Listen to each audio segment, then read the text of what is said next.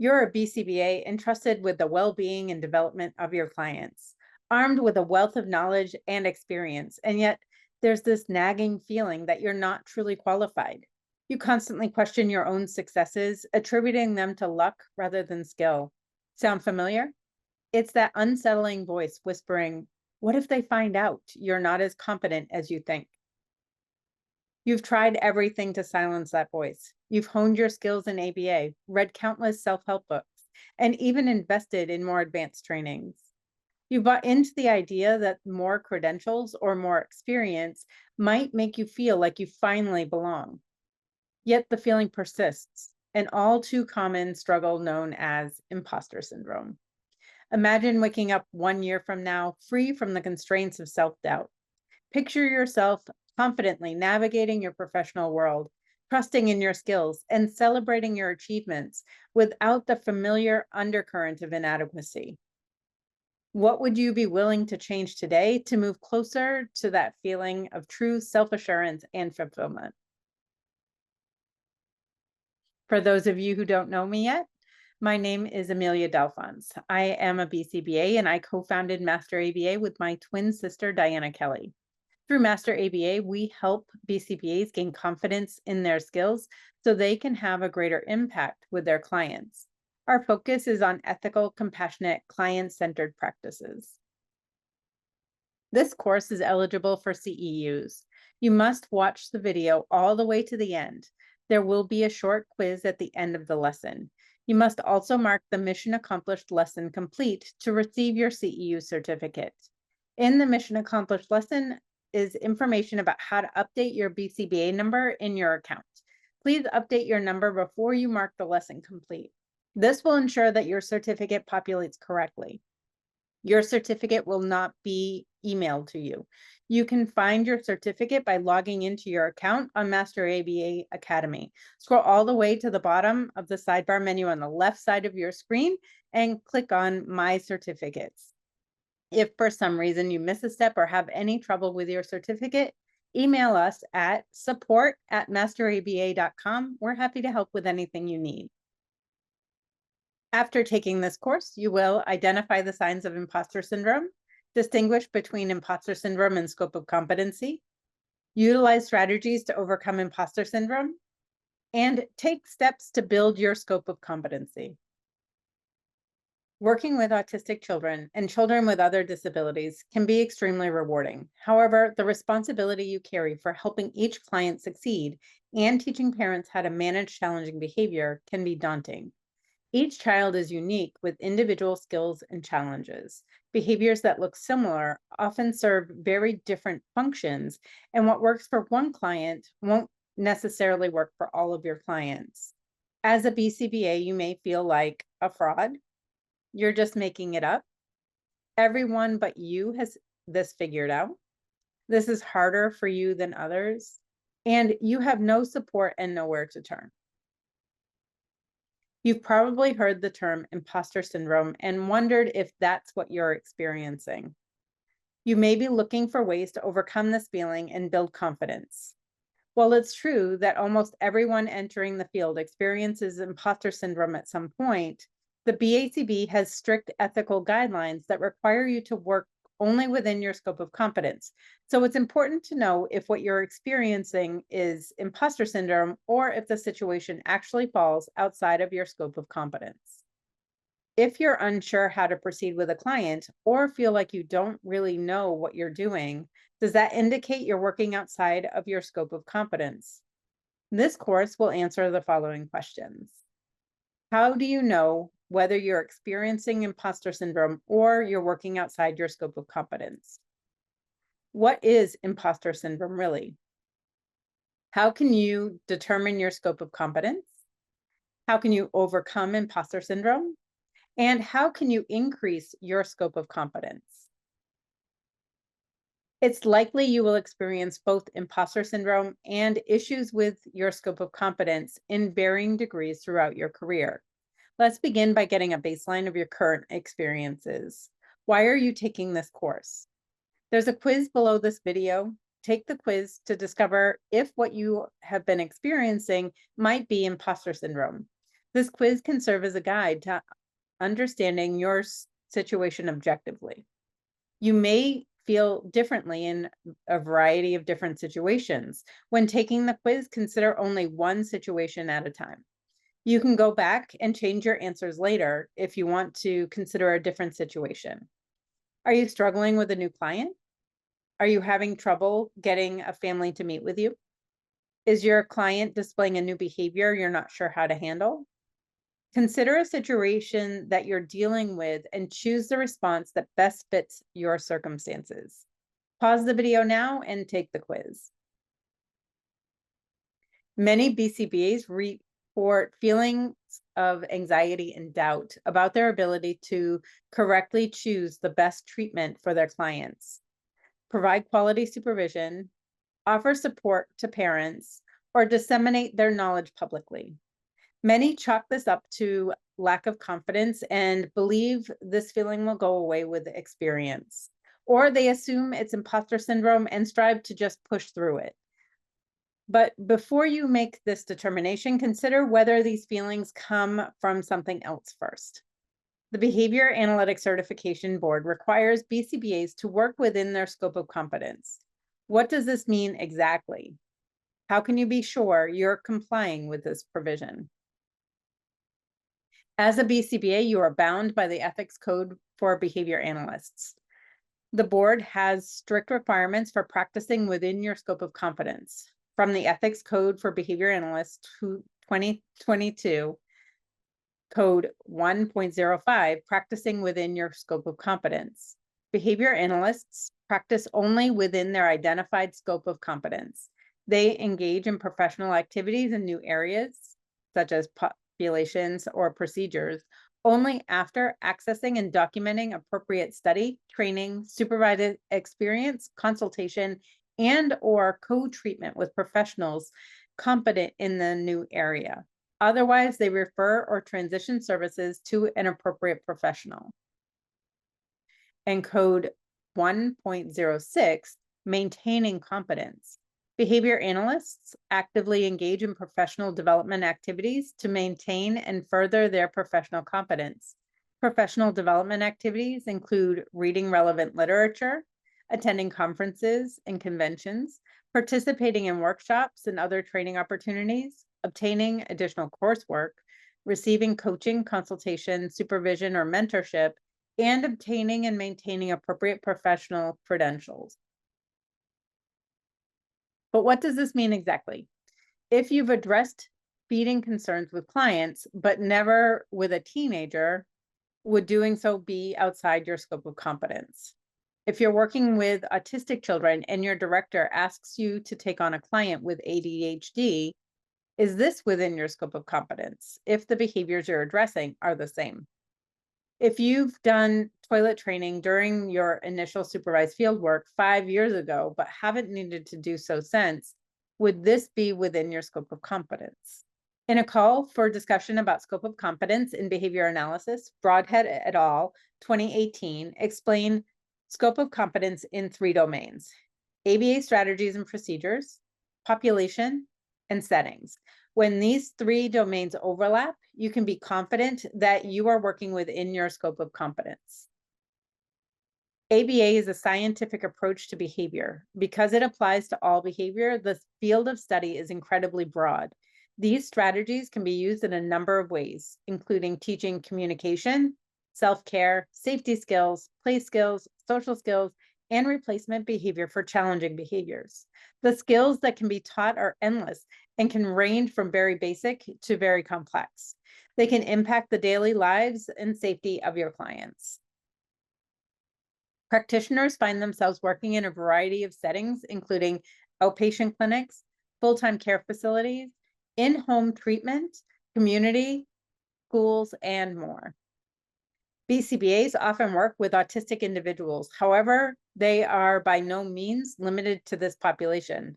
As a matter of fact, you may work with autistic children and adults, individuals with ADHD, children with behavioral needs, patients who have experienced brain trauma or injury, or individuals experiencing addiction. With all of these possibilities, you can see that experience teaching young children how to man for certain items in a clinic might look very different from skills you would need to help adult patients of brain trauma in a full-time care facility. But there's a lot of gray area in the middle, and it's not always easy to strictly identify your scope of competence. However, practicing outside your scope of competence isn't just against BACB code of ethics. This requirement is included in the code because attempting to help clients in situations for which you aren't prepared can result in negative or even dangerous consequences. Practicing outside your scope of competence can lead to poor outcomes.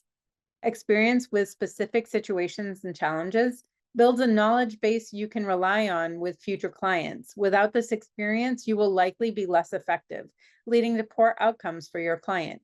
Additionally, depending on the behavior you're working with, the wrong interventions can lead to an increase in aggressive or aversive behavior that could put your client in a dangerous situation. It can also lead to lowered confidence. When you encounter a client who fails to make progress or worse, displays an increase in behaviors that you're trying to reduce, it's common to lose confidence in your decisions. If you're not aware that you're working outside your scope of competence, you can easily blame yourself and question whether you're qualified to be a BCBA. This can lead to the development of imposter syndrome if not recognized. And finally, disciplinary action. Although the other reasons should be enough to encourage you to work within your scope of competence, it's important to note that the BACB may initiate disciplinary action. While it's the responsibility of each practitioner to determine what falls within their scope of competence, the BACB requires you to maintain an ethical standard to ensure the safety of the clients we serve. Imposter syndrome isn't a new concept, and you're probably already familiar with the term. It is a psychological pattern where an individual, often a professional, doubts their accomplishments and has a persistent fear of being exposed as a fraud, despite evidence of their competence, skills, and accomplishments. People with imposter syndrome often feel that they do not deserve the success they have achieved, that they are not as intelligent or skilled as others believe them to be, and that they are not qualified for their job or position.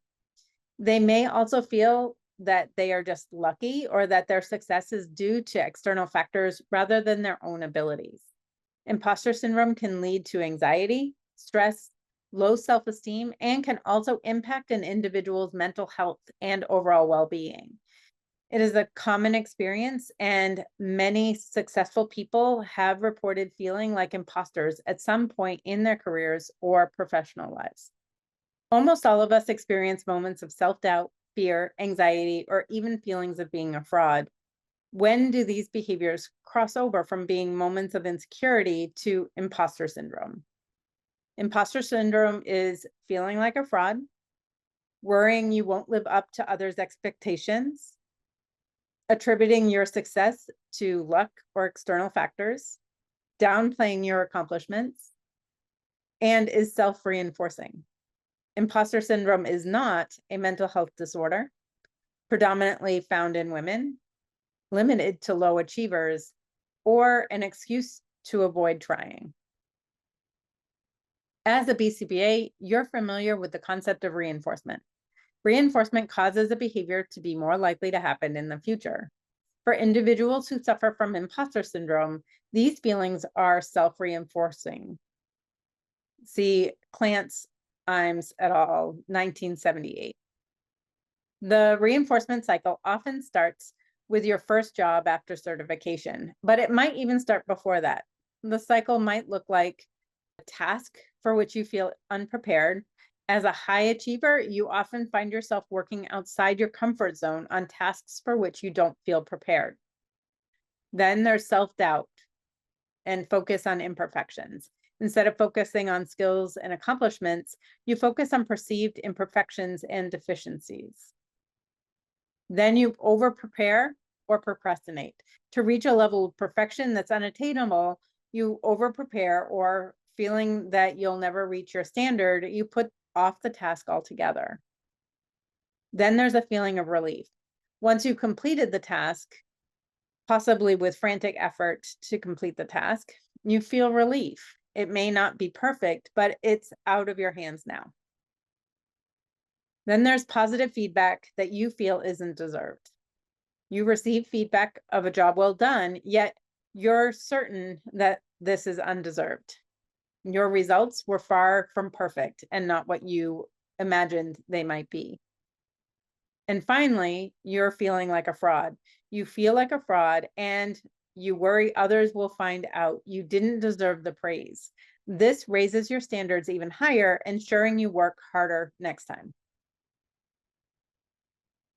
So why do so many BCBAs feel like imposters?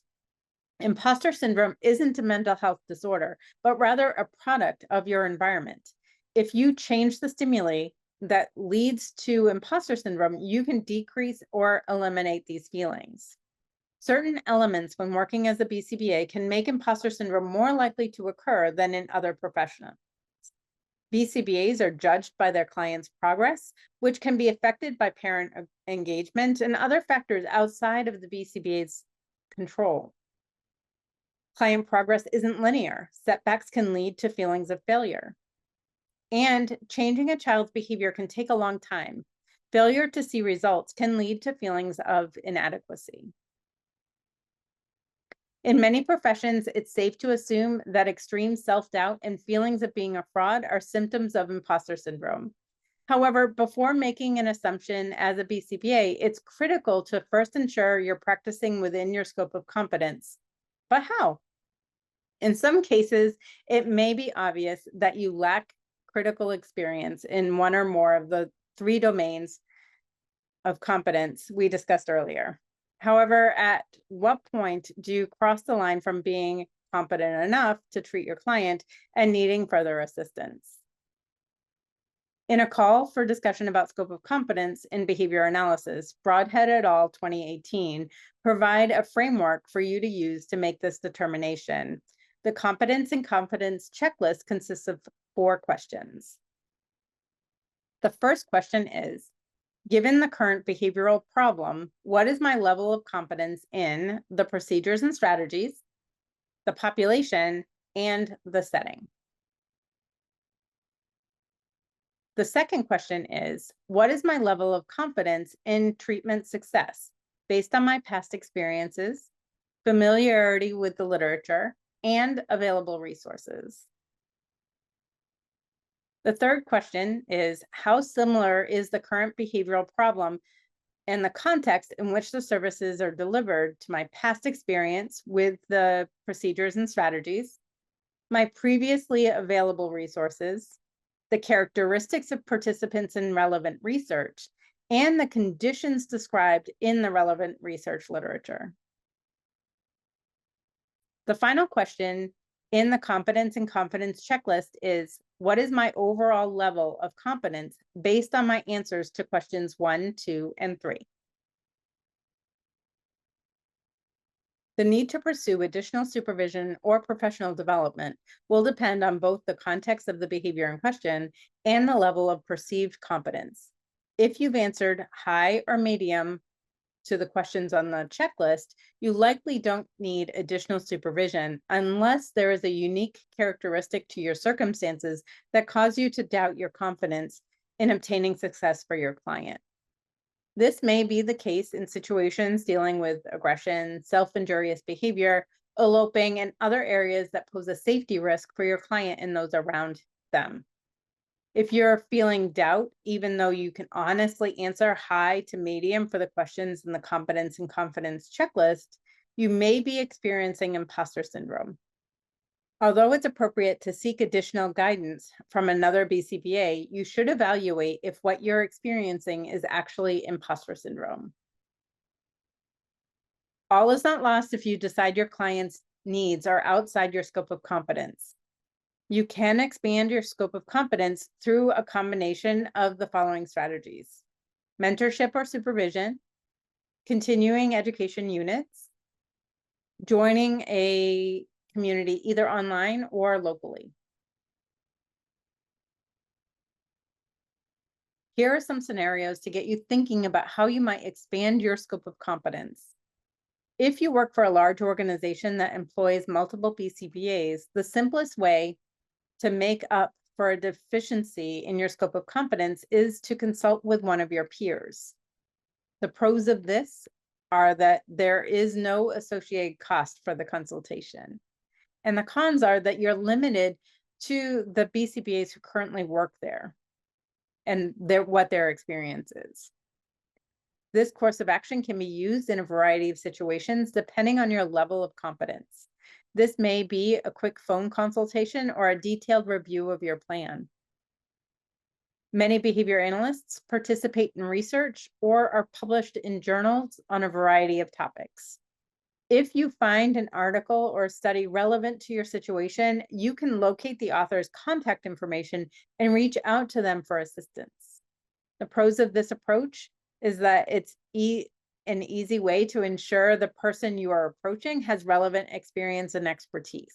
You should be able to gauge from what they've written whether their approach resonates with your beliefs. The cons are that there is no guarantee that the author will respond to your request or be willing to assist you. This is a good option when additional resources aren't available within your organization, especially when the client in question has already been established and referring them to someone else isn't in your client's best interest. Facebook and LinkedIn groups are a useful way to connect with other professionals.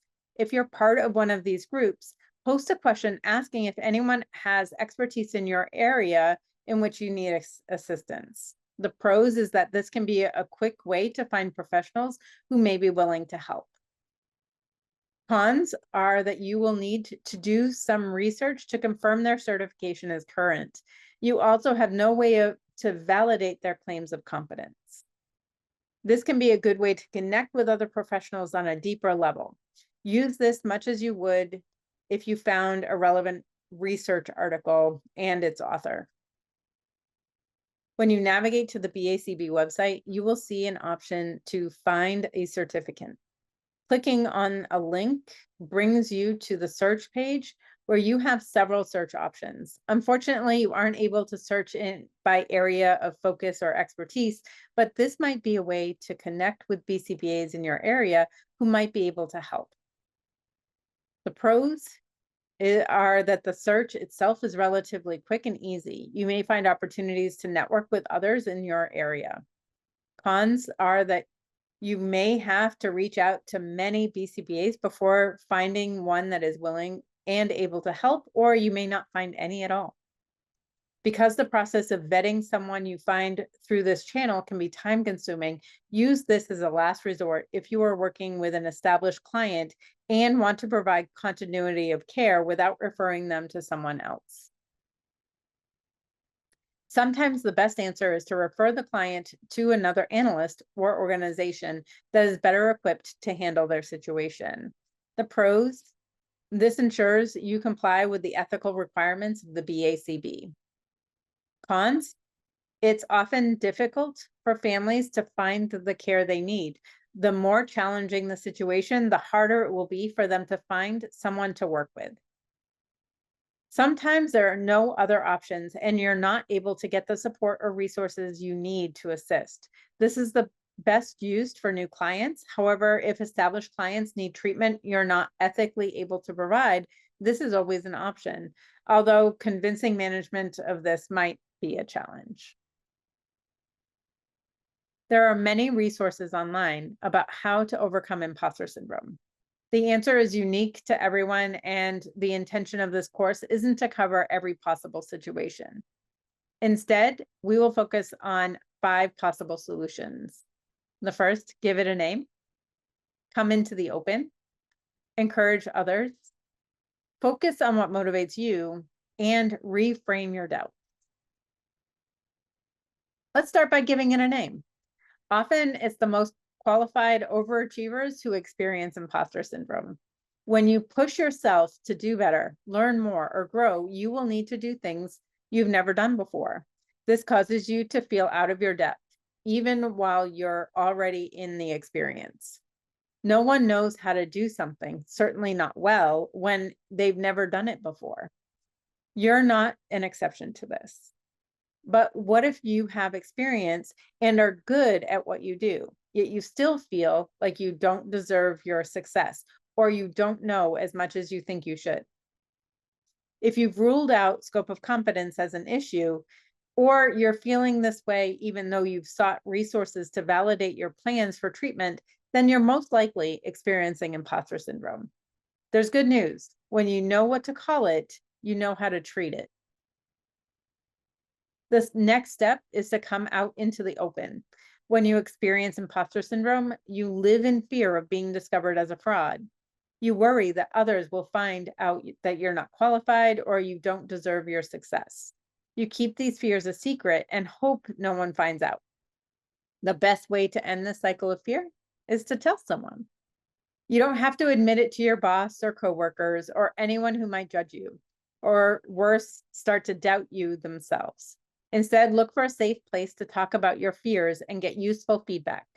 Our community forum is a good place to start, but you can also join groups on Facebook or LinkedIn and find others in your field to share your feelings with. Once you've said the words, they'll lose power. Next, encourage others. It might feel counterintuitive, but often giving encouragement to others is a good way to feel better about yourself. It can help you realize you're not alone in your feelings, but also will provide you with an opportunity to share your experiences, expertise, and unique knowledge. Everyone has valuable insight, from the novice to the professional.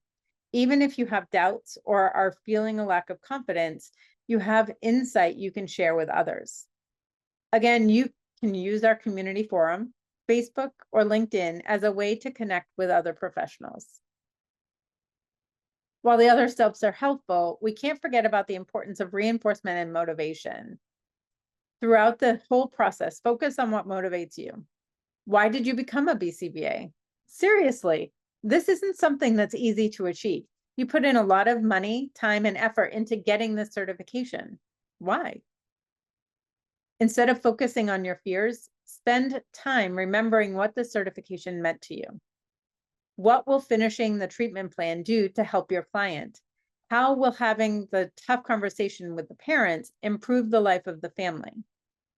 What unique skills, experiences, and point of views do you have that no one else can bring to the situation? While it's important to have the skills and training you need based on proven research, you as an individual can bring special insight to a problem that is unique only to you. Finally, reframe your doubts. The field of ABA is evolving. It needs to. There's a shift from teaching autistic individuals to mask their differences or make them appear normal, to accepting their unique qualities and helping them learn critical life skills. This change can only happen by the introduction of new professionals and new ideas into the field. It's okay if you don't have all the answers. Life is a process of constantly learning and improving. No one knows everything. In fact, anyone who thinks they do is likely to ignore any new contrary information, whereas the novice or someone who approaches life with a curious mind will be open to new ideas. Without you and others like you to bring new views to the table, this change wouldn't be possible. It's scary and uncomfortable, but you've got this. If you've ensured that you're practicing within your scope of competence, but you're still experiencing a nagging doubt, you're not alone. Imposter syndrome is common among high-performing professionals.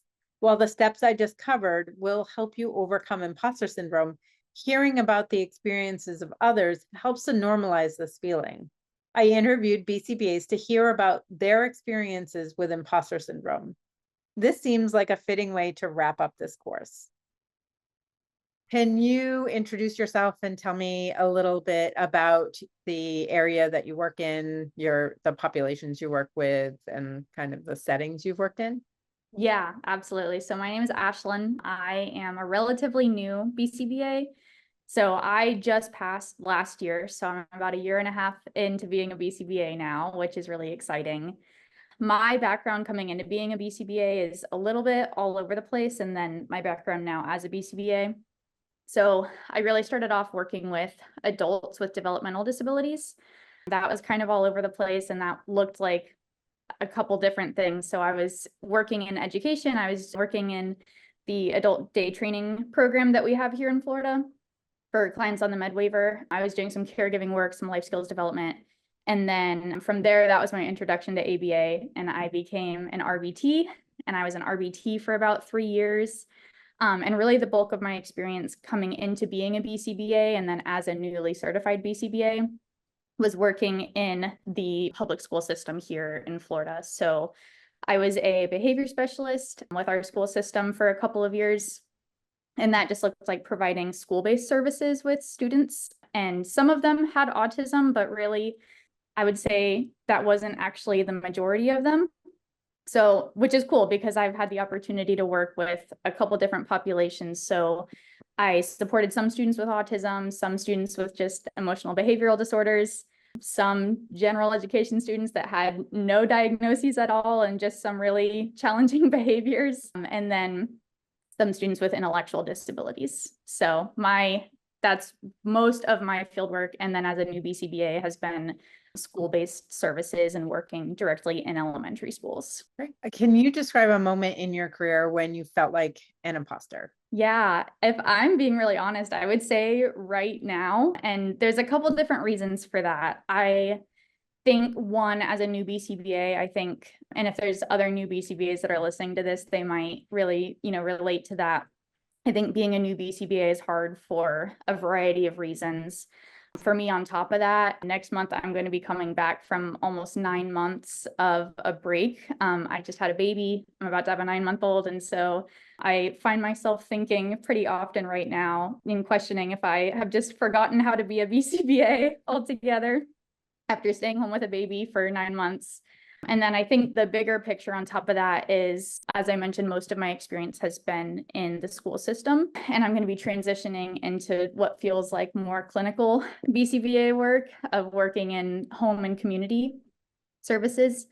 And I think there's so many feelings that contribute to that imposter syndrome. One of the big things that I know I've talked to you about a good amount, Amy, is it might sound really silly, but in the school system, everything feels a bit less formal. As far as like even just speaking the language and the jargon of ABA, nobody really does that, at least in my experience in the school system. And so that is really a big factor that's kind of contributing to imposter syndrome for me, is going into a setting where you're dealing with health insurance instead of IEP teams, and you're dealing with actual formal parent training versus, I think the equivalent for me and my experience was just, teacher support and making phone calls home to parents every once in a while. So it feels much more formal. And I think because of that, I am, facing some sort of imposter syndrome now of, do I really know what I'm doing now that I'm kind of transitioning settings and transitioning populations a little bit? I can totally relate to that because my introduction into the field, I was working in a community mental health center, providing what they call functional support services. So we weren't billing ABA, we were billing functional support services. Yeah. And I went from that role to take on the position as a clinical director of an ABA clinic. So it was like being thrown right into the deep end of the pool, and they were all talking all the jargon, and at the community mental health center, we just didn't speak that language. So I can relate to that very. Yeah, absolutely. And even like writing, for a kid's IEP is so drastically different than writing for the purpose of health insurance to review, like writing an actual treatment plan or an actual behavior intervention plan. The intervention plans that I am used to writing coming from a school setting are so much less formal, and there's really generally less kind of like hoops to jump through compared to now, when Medicaid reads it, I hope they like it, but that's going to be a very different world to navigate for me. And that certainly contributes to some imposter syndrome. Yeah, our treatment plans for functional support services looked extremely different. It might have been maybe 3 pages long. Yeah. Would have a couple of goals, and we would have to do the treatment plan update once a year. And we would just need 2 or 3 sentences about the progress that the kids made in each of the, 4 or 5 goals that they might have had. But then we the treatment plan signed off on by a psychiatrist, and that was all we needed. And that came after services. So Yeah. that wasn't even pre-authorization.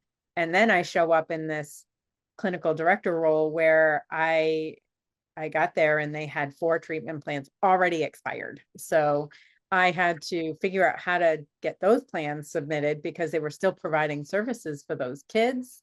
And Right. they were providing over 100 hours per week of services that they couldn't bill for. So that was a lot of Sure. pressure on me right from the A get-go. lot of pressure. Yeah. Yeah. Yeah. Very different setting, very different world for sure. Yep.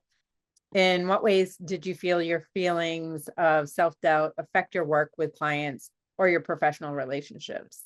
Sure. Yeah. I think for me, that is kind of coming out in 2 different ways. So one, I mentioned supervision really briefly in what I just talked about with my transition of settings now. And I think one thing that I have found myself worrying about and that I struggled with a little bit right before I went out on maternity leave was struggling with supervising RBTs, which is really ironic because I was an RBT myself for 3 years. And so I want to think that I know how to be a good model for RBTs and how to be an effective supervisor. But I think for a couple different reasons, I've had experiences in the past where RBTs may not have been the biggest fan of me simply because they were older than me and they felt like they had more experience with me in the more clinical world of ABA. And so I think that is something that my own self-doubts are affecting is my supervision with RBTs now.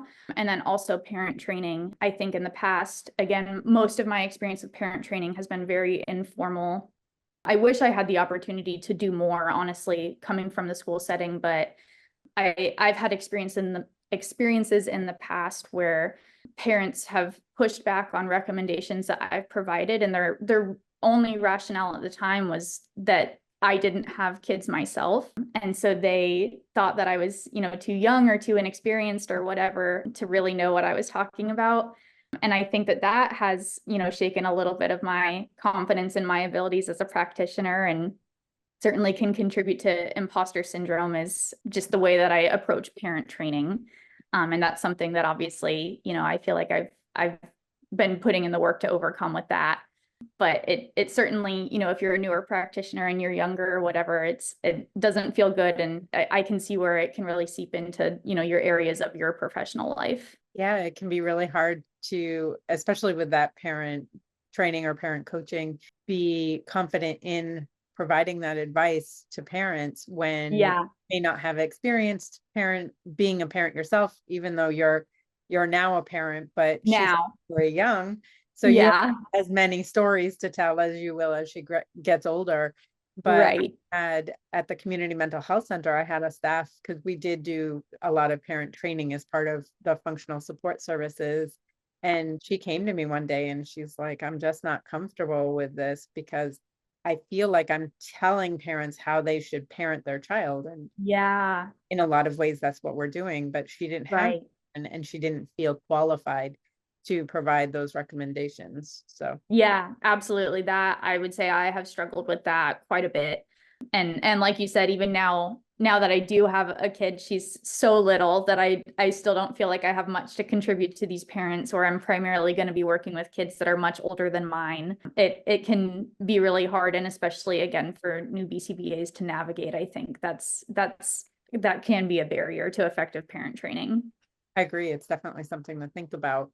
Yeah. I was fortunate I had, when I was providing direct work and doing a lot of parent training, I mean, my kids are older now and I'm pretty comfortable with parent training. But when I was first getting started, my kids were still 6 and 9. And so I had a lot of stories to tell. And separated that, even though I kept all of my personal life to myself, I used a lot of stories and even kind of massaged some of the facts to make it more relatable to the parents that I was working with. So that really make a big difference. Yeah. What factors do you think contributed to the feelings of imposter syndrome that you experienced or that you're currently experiencing? Yeah, I think, for me and where I'm coming from right now, I think, like I said, being a new BCBA, there's so much that goes into that, and that's already really hard enough. And I find myself, the biggest thing that I see now is I constantly find myself comparing myself to other more experienced BCBAs. And thankfully, I've had some really great experiences with more experienced BCBAs and mentors, you being one of them. But it can be a bit of a double-edged sword, because I do find myself often thinking like, well, Amy knows what she's doing with this, and Amy always seems to know what she's talking about with this. And I think that for me, I really struggle with comparing myself to other BCBAs who are much wiser and more experienced than I am. Well, and there will always be people who have more experience than you. However, you Yes. have a very unique perspective. And I think that Yeah. that's very valuable, because there are things that you know and understand better than I do. I haven't worked in the schools the same way that you do. So you have skills that I don't have. And I think that that's one of the things that we need to make sure that our newer BCBAs understand, is that Yeah. regardless date they were certified on, they have a wealth of knowledge and experience that they can pull from, that's different Yeah. than what even more experienced BCBAs have. Plus, you have the benefit of fresh training and fresh schoolwork. That's true. Yeah, that's very true. What role do you think mentorship and peer support play in combating imposter syndrome? I think mentorship and peer support for me have been one of the single biggest factors in kind of overcoming or coping with imposter syndrome. I can't, and again, I can really only speak to the perspective of newly certified BCBAs, but having a even just one or two or however many more experienced kind of role model BCBAs to be able to call on and to be able to, bounce ideas off of, and collaborate with if you have the opportunity to. I think that for me, that has been such an amazing resource as I've started off my journey as a new BCBA and beginning to provide services as a BCBA. I think that, and really what you just said, if I think we all have something to learn from each other too. It's not just that, as you said, new BCBAs are doing all the receiving from more experienced BCBAs.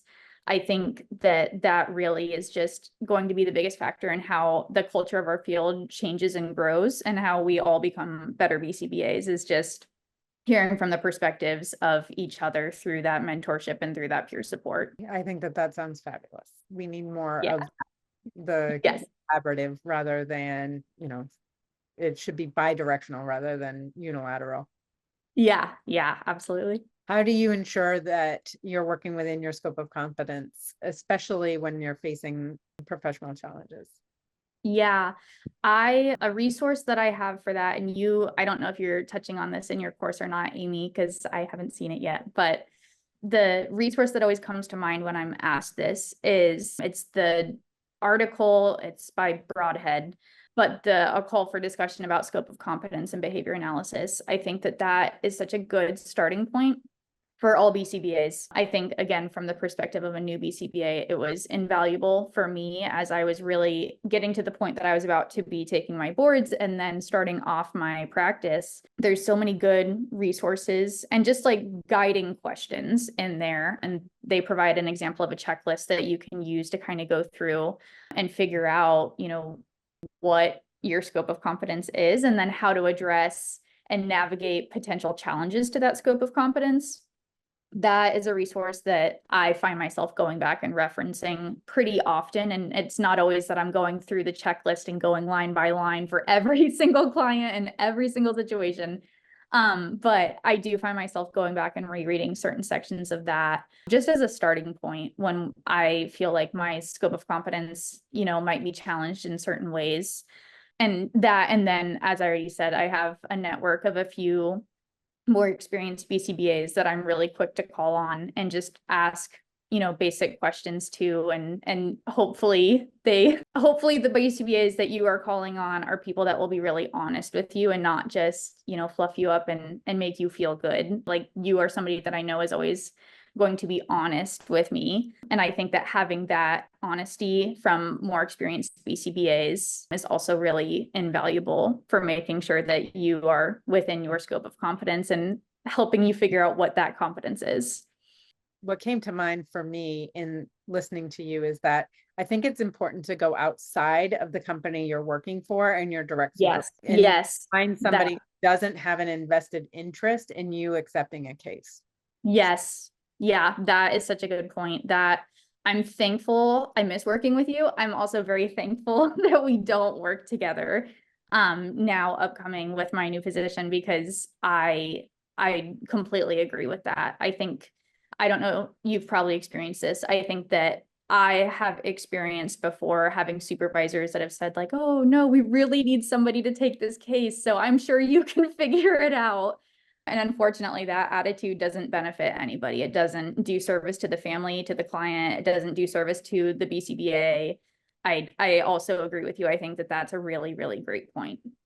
Yeah. Have you ever turned down a case because it was outside of your scope of competence? Yes, definitely. There's one distinct example that comes to mind for that. I was offered a case with a student who had a feeding disorder. I've had a good amount of experience with students who had, some food selectivity or food preferences. But with this specific case, there was several comorbid complex diagnoses. There also wasn't really any established like SLPs or other professionals from other disciplines on the case that there would have been available to collaborate with.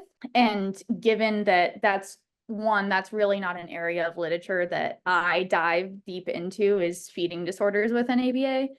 And for me, I think that when I was navigating the decision, the risk of doing something and doing something wrong felt so much greater than the risk of delayed services waiting for the right BCBA where that was within their scope of competence. And I think that for me, that was kind of how I chose to make that decision to turn it down. It wasn't an area that I really felt confident in at all. It wasn't something I had experience with really.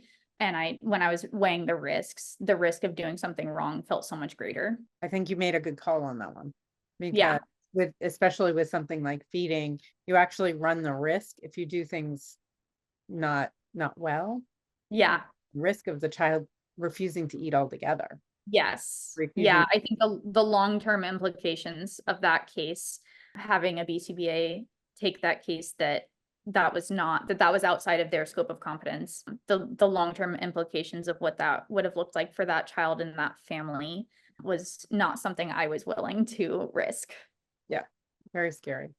Yeah. What strategies do you use to keep your skills and knowledge up to date to maintain your scope of competence? Yeah, right now, I think, and this is probably a really basic answer that most people would give, but for me and research articles, I have found myself trying to be really, really intentional about what I'm investing my time and my resources and my money and my energy into.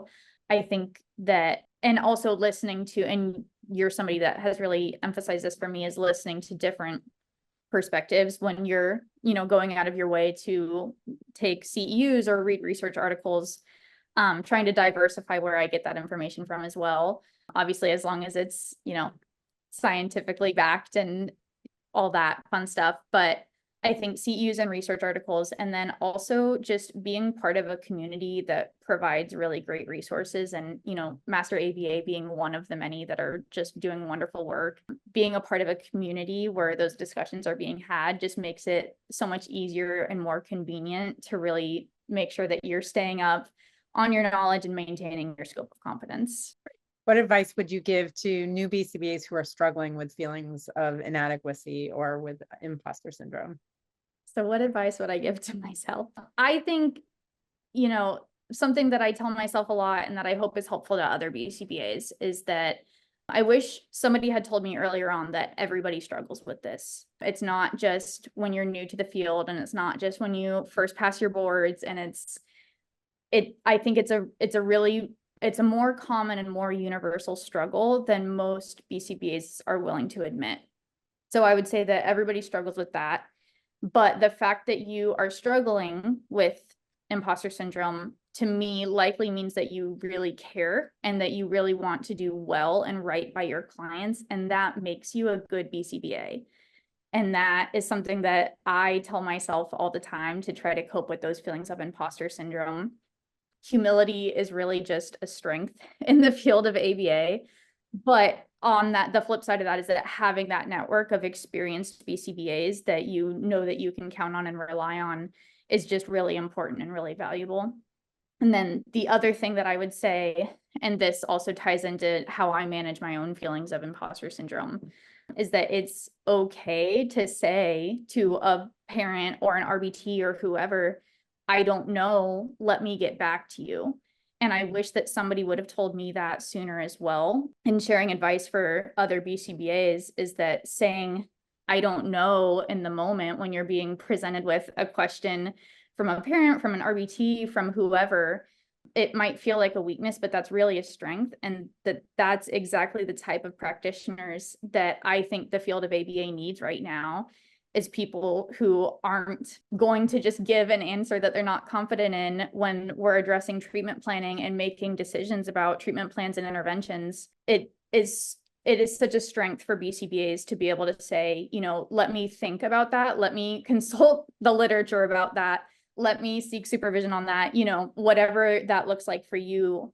But being able to say, I don't know, let me get back to you and we'll circle back on this, I think is such a valuable skill for BCBAs to have, and something that I think really kind of takes some of the pressure off of imposter syndrome. I think that that's great advice, because people actually respect other people who can say, you know what, I don't know, but let me find the answer out.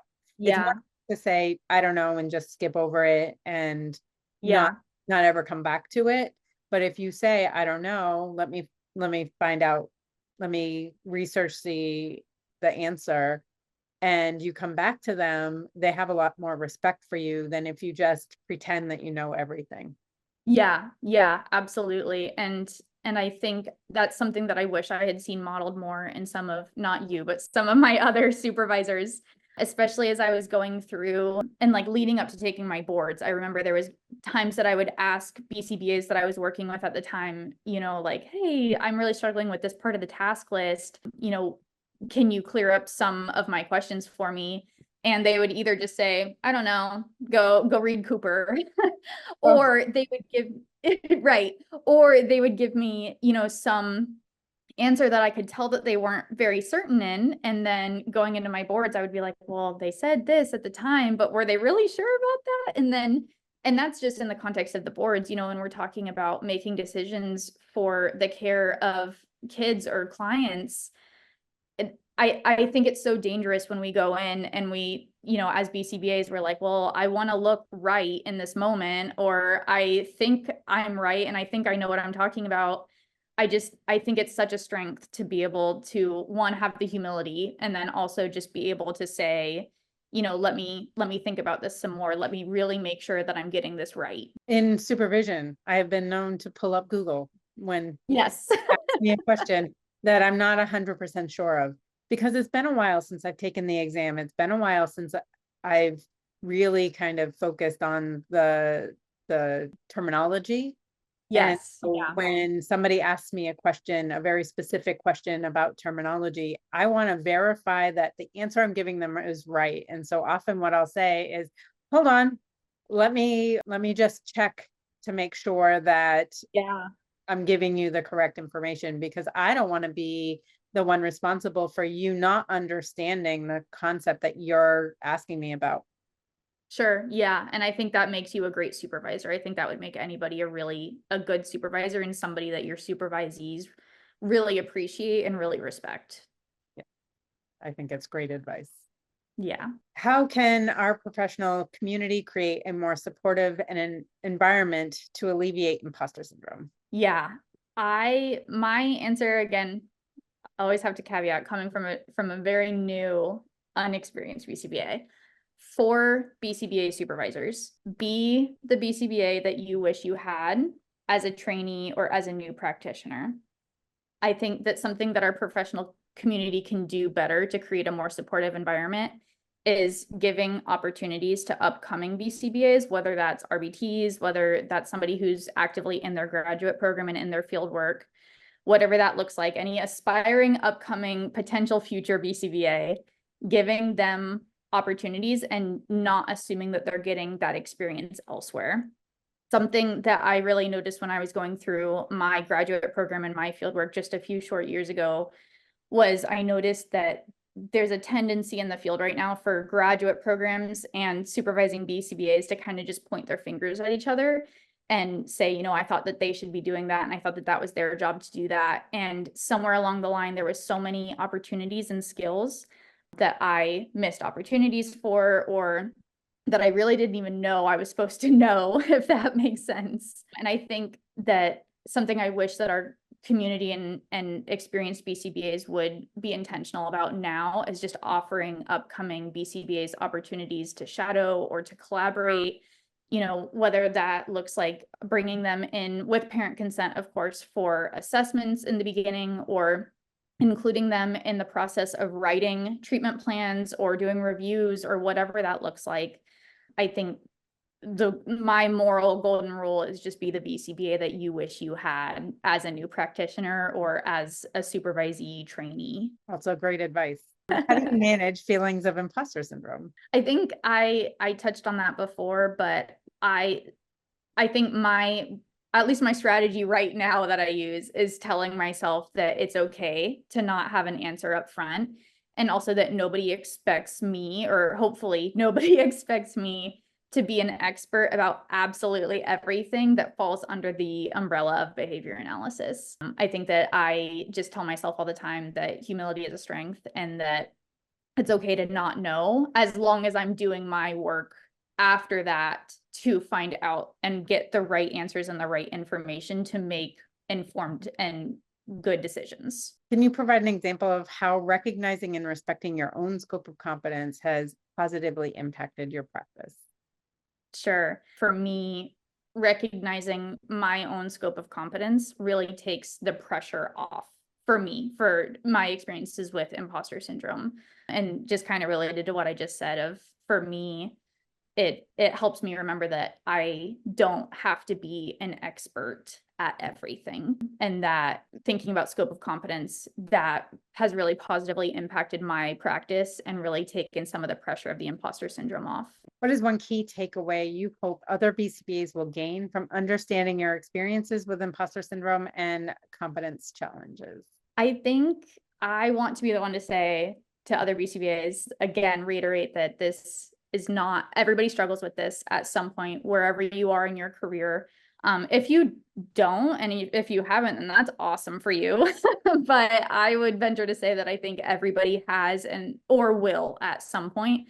So I think just normalizing it, and also, again, just kind of imploring to these more experienced BCBAs who are going to be, you know, bringing up the future BCBAs of the next generation, to just be the BCBA that you wish that you had. And I think that that will go such a long way with helping alleviate the imposter syndrome of others as well that are coming up. Excellent. I really appreciate you sharing your experiences with us. I think it's going to be really helpful. Thank you. Thanks for having me. I hope that at least something I said was helpful to somebody. Great advice. You really do. Thank you. Can you start by introducing yourself and telling us a little bit about your experiences, your work experiences? Yes, so I'm Christy Wilson. I have been a certified BCBA since 2013. I started working in the field back in 2006 doing home services, not even knowing what I was doing, but stumbled into it. And since then, in all of those many years, I found myself in home services and multiple residential facilities, homeschool and community settings, a lot of insurance-based ABA work, as well as, you know, blending the different modalities of the field. The profiles I've gotten to work with over my years have been, you know, a wide variety of ages, from the littles to moving into those going into adulthood, as well as our stereotypical ASD diagnoses, all the way through comorbidity and mental health. And I remember my first job out of my grad program, I was told that, hey, come build ABA at this residential facility for kids with autism.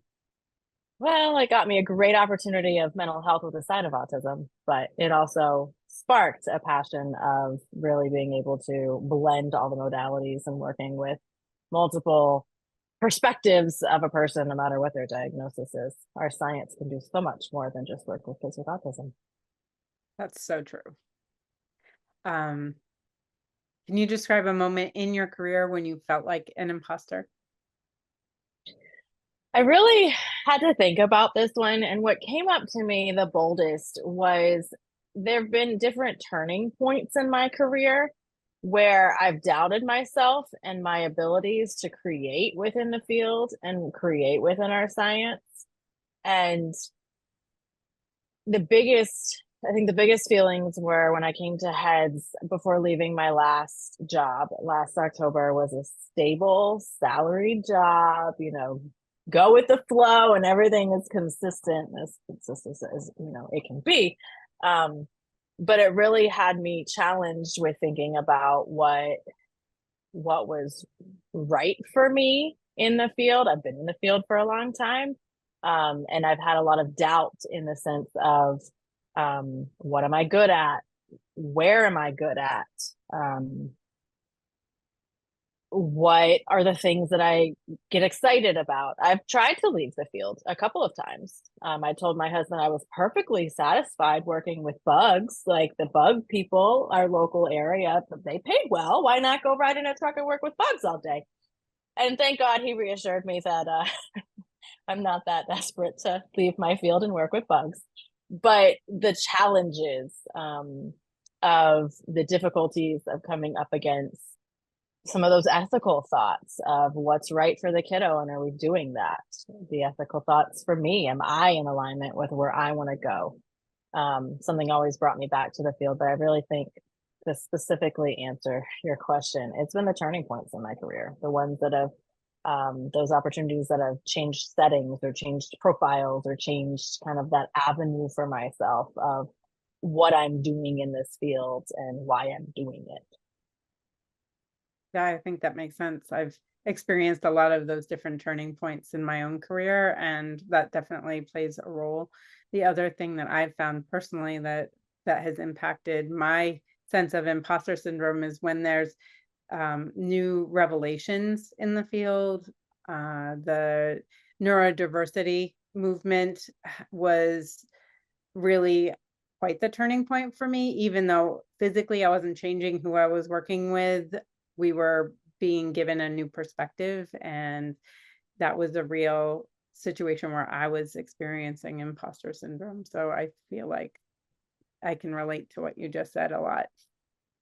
In what ways did your feelings of self-doubt affect your work with clients or your professional relationships? A couple of times I've seen this repeat where I knew it wasn't a right fit and I stayed anyways because of the own self-doubt of this is the best I can do.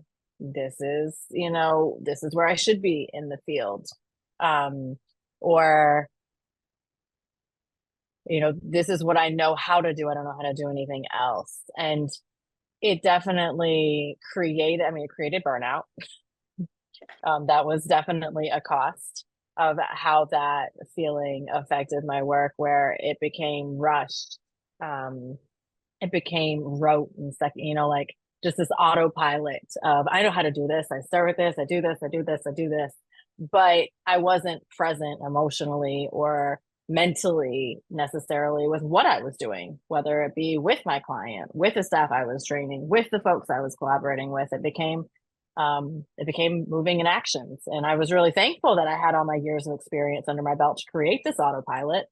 I was thankful for it at the time, but it definitely held me back. It was a survival mode that took digging to get out of. And even too, like the cost of the professional relationships, it came in, there were the conflicts with people head to head, or different relationships where the communication just led to a place where there really wasn't that relationship anymore because I wasn't able to communicate through my own burnout that I'd allowed myself to get to. Yeah, I can see how that would really impact how you even feel about the field, let alone how it impacts all of the things that you have to do when you're in the field. What role do you think mentorship and peer support play in combating imposter syndrome? It gave me the opportunity to externalize what was going on for me that felt heavy and ended up being like I could see that that was what was keeping me back. Finding mentorship opportunities like the one I have with you and have been growing with you, which has been super pivotal for my life in so many ways. I got to feel human and safe in that space and be where I was without the judgment. You know, it's been through mentorship or through um, the relationships that I have developed, the networking I have developed in the field, that I have started to see that I'm not the thoughts that my head tells me I am. I'm not the barriers that, you know, I tend to tell myself I might be sometimes. Um, it's been through those relationships I've been able to grow through or start to see and combat the imposter syndrome. You know, touch it and realize it's not actually real. I'm bigger than that, and I can definitely create anything that it is I want to create. You My sure brain doesn't need to keep me back from that. we are often our biggest barriers. 100%. Yep. How has imposter syndrome impacted your professional growth and development? It's I think the biggest cost is it's delayed me in creating a space and a being in the field um, who does have the experience and can be a positive impact on the field. You know, for so many years I listened to podcasts and continuing education on dissemination and how important that is in our role of what we do. And I feel like I'm freeing and really allowing myself to be there, to be that powerful stand for dissemination into the field, to be the passion that is needed to keep our field going in the right direction, to allow myself to keep growing instead of staying stunted by the imposter syndrome and what it tells me that I can't do. Yeah, we definitely need more voices in the field, more perspectives rather than fewer. When I first started, and I mean, around the time when you first started in the field, it was just a few voices. And it really felt like those were the only people who were capable of speaking about this stuff in an intellectual kind of way. But there has been definitely the growth of other people being able to speak out and share their perspectives, share their knowledge with everybody else. And I think that that's such an important shift in the field because the people who had been speaking out and doing the trainings, it was a homogenous group and they had a lot of the same kinds of perspectives. So I think it's really great that so many people are starting to step out and create resources and create CEU courses. And that's one of the reasons why we're so passionate about empowering other BCBAs, because I really honestly feel that the field will only improve because of the different perspectives that we have to offer each other. Mm-hmm. We've seen it over the years. Our field has grown. It's grown from Iwata into Hanley, and there's still movement for growing. You know, we finally have this awareness of trauma-informed care and how important it is in everything that we do. And it's been in alignment with, as you said, it's been the more people coming out and sharing their importances, their perspectives, their findings, their experiences that's going to keep the field growing. Yeah, I 100% agree. How do you ensure that you are working within your scope of competence, especially when faced with professional challenges?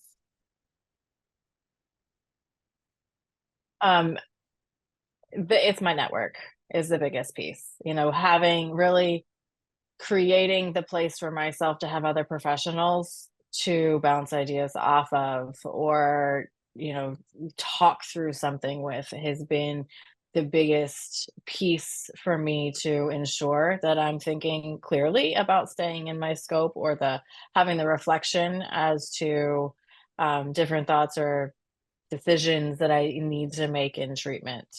It's been through my battle of imposter syndrome that I've been able to create these relationships. And there's definitely the value of continuing to create them, because, conflicts with your scope and none of that's going away ever in the work that we do. That's very true. And I've seen kind of two sides of this, especially in social media, where there's either competition or there's collaboration between BCBAs. I see more often collaboration, but then I do see that there is a little bit of competition among BCBAs, and I'm hopeful that that will continue to shift to be a more collaborative, supportive experience, because it's so important that we help each other. So rather than tattling on someone when you think that they've done something wrong, reach out to them and support them in trying to understand what the situation is and trying to resolve that. So if you see somebody practicing, or you believe they might be practicing outside their scope of competence, being the support for them rather than somebody who goes and tries to correct a perceived wrong. Absolutely. Well, we know that that's important in the work we do with our clients. We need to collaborate with all of our other professionals that are involved. So why would it be any different for us as the growing professionals to be able to collaborate and support each other? That's how we effectively build ourselves and our field. Very true. Have you ever turned down a case or project because it was outside of your scope of competence?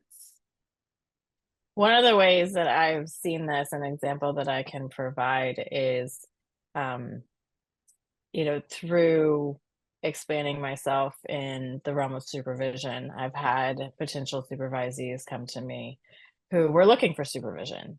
And there had been times where I didn't feel that it was the best match based on my experience and what I could provide, that I wouldn't be able to really see the perspective that they were in. The settings were different, or the experiences were different, or whatnot. And it was hard for sure to come to a no, but really settling and, talking to the people that I have to talk to, and really rereading the ethical guidelines, or really just taking that moment to sit and listen to what my gut was saying, versus looking at the business perspective. Oh, I'm trying to build a business, I need supervisees, it doesn't matter how, combating, balancing and really teasing out what was the most important thing versus what felt good at the moment and whatnot. Making sure that any of my decisions are in alignment with, what's really important to me and my mission of continuing to help the field grow deeper as we grow wider. If I'm not the best person to help someone do that, I don't need to be the person helping them do that, because there are so many other people who can be. But it's tough to say no. It's tough to kind of navigate that sometimes and really make sure that we're settling into the right decision for that idea. Yeah, I agree. I think it's hard to have that financial need and then also your ethical beliefs. And that's one of the things that the moral tightrope, the CEU course that I created, I kind of looked at all of the different components that support unethical behavior and unethical practices, and relying on something for an income is one of those factors that can cause us to act unethically. Creating a situation where you have income coming from multiple different avenues really allows you to act more ethically, because you're not as dependent on that one revenue source for income. Absolutely. What advice would you give to a new BCBA who is struggling with feelings of inadequacy or imposter syndrome? Find someone and talk about it. Just you know, we all go through it, recognizing that we're all human. Our brains are all not nice to us. We're not alone in that journey. And really, the encouragement to find someone that you're comfortable with and externalize the thoughts in your head. You know, look for resources of collaboration and mentorship. Create it if you need to, if it doesn't exist as the way that you want it to. Take a variety of continuing ed courses on a variety of topics so that you really can find your interest, find what you're passionate about, while also, you know, expanding your knowledge and experience, which is important too. But, you know, remember, as you're new coming into the field, you're not alone. Many, many people have been on this journey before you. And the best thing you can do for yourself is to find someone else and talk about it. Great advice. It can be, especially when you're new in the field, hard to find somebody who you feel comfortable talking to. Do you have suggestions about that? A lot of times I've heard newer practitioners talking about their cohort and the people they went to school with or may have experienced a job with or supervision with. And that's a place to start. You know, you can relate and open up easier to someone who you feel understands and gets it. And if that's where you start, there's other doors that you open up from there. You know, I'm in a class with you, I start to talk with you and relate to you. You've got a whole other bunch of friends in your back pocket that you could potentially open doors for me to experience with. And before I know it, I've got a large cohort of people that I can talk to, lean on, and collaborate with. So really, it can be, and it not, you know, imposter syndrome strikes in too when it comes to just opening your mouth to talk about anything with someone, another person, and recognizing. I think what I wish I had realized at the start of my career is that I don't have to know it all, and I won't know it all. And now fast forward all these years later, I still don't know it all. But I've learned ways that I can figure it out. I've created, you know, different resources and collaborations and relationships that help me figure it out along the way too. And I wish I had done more of that at the start of coming out of my master's degree. Because I'm, you know, I'm not going to talk about the what could have beens, but, you know, things ever could look different. True. But that is definitely, yeah, it's definitely something to just at least be thinking about, even if you're not actively talking to someone. Think about it. It's a step in the right direction. That's true. How can our professional community create a more supportive environment to alleviate imposter syndrome? I think in alignment with how I just answered the last one, like we're all human. And as a professional community, if we can give each other the space to be human and, you know, meet each other on that level, that there's a lot of capacity we can do within our each individual professional relationships that's going to have a positive impact on the field. But as a community, if we're not able to respect that people are humans underneath all of it and shouldn't be perfect and aren't going to know everything and may need help, we're not going to be able to grow and do anything. It's very true. In what ways do you think traditional practices in our profession might contribute to feelings of imposter syndrome? Easy answer, I think we get too busy. The demand in our field isn't always well managed, and it can lead to burnout. And like you mentioned earlier, that financial battle with all the other things that we need to manage ethically, with the demand and with the ways that our field has created its methods of revenue or whatnot traditionally, it's easy to get caught up in the demand and when you're feeling busy and you're doing potentially too much, you're going to be a breeding ground for all of those thoughts. And you start to internalize it, you know, and really being mindful of practices. And through our responsibilities of supervision, we need to also make it sure that we are looking out for the field and for each other and not taking on too much or working beyond what we feel like we're capable to do, and allowing that to be okay in the field. There requires to be a whole shift in the field if we're really going to survive beyond the traditional practices that we've created thus far. I agree. I definitely feel like a shift is needed in a lot of different areas in our field, and supporting new BCBAs is one of those areas that I think really needs to shift. Yeah, yeah. How do you manage feelings of imposter syndrome? A lot of deep breathing and self-talk. I'm really thankful for the many years that I've chosen to ground myself with therapy as a tool. It's helped me personally grow, which has had the impact professionally on myself as well. Um, I've been able to learn that what my brain tells me isn't necessarily the truth. And that, those triggering thoughts are a time where I need to go talk to somebody. I need to externalize. I need to just sit and take a breath. I need to look at a project I've created that was pretty cool to remind myself that, what my brain is telling me isn't actually what reality is.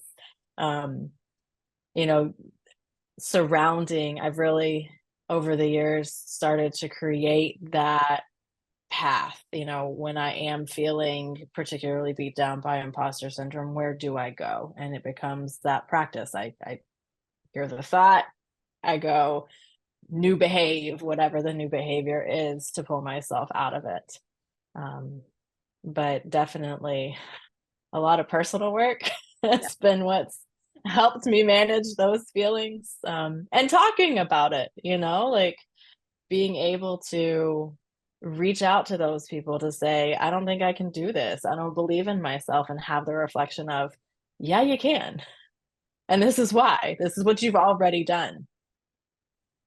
Yeah, that's great advice. Can you provide an example of how recognizing and respecting your own scope of competence has positively impacted your practice? It's given me the freedom to do the work that I love doing and that keeps me going. It's helped me to strengthen and build my confidence in the work, as well as which definitely is going to better enable me to inspire growth in the field.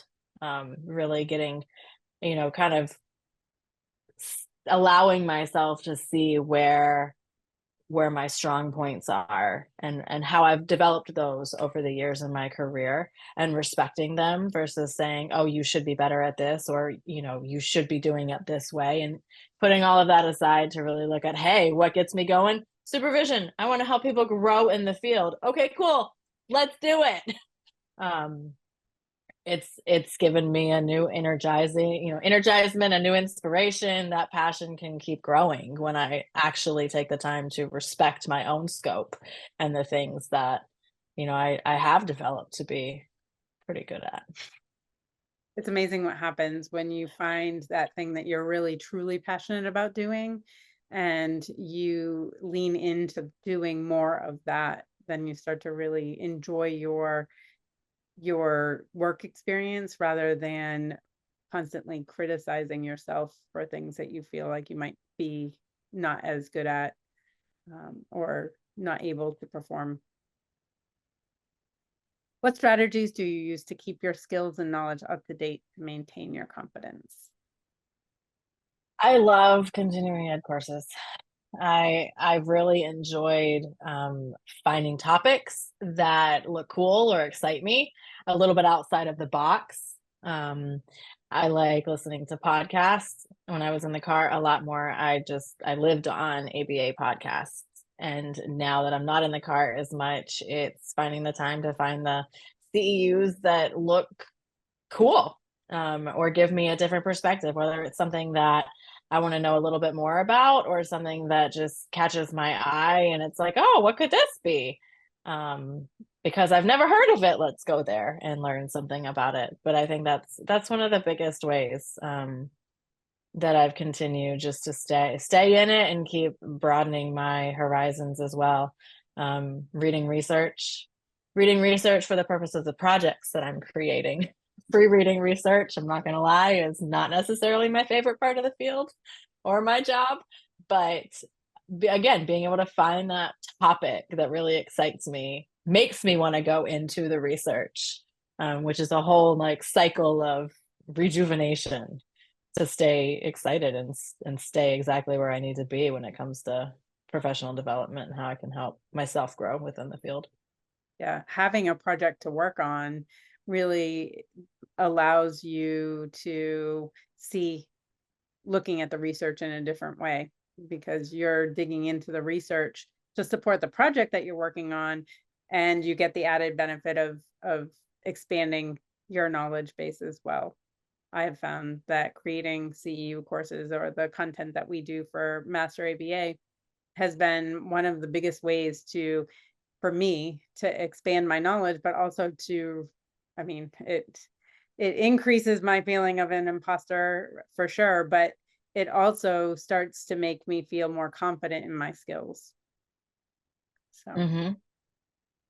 what is one key takeaway you hope other BCBAs will gain from understanding your experiences with imposter syndrome and competence challenges?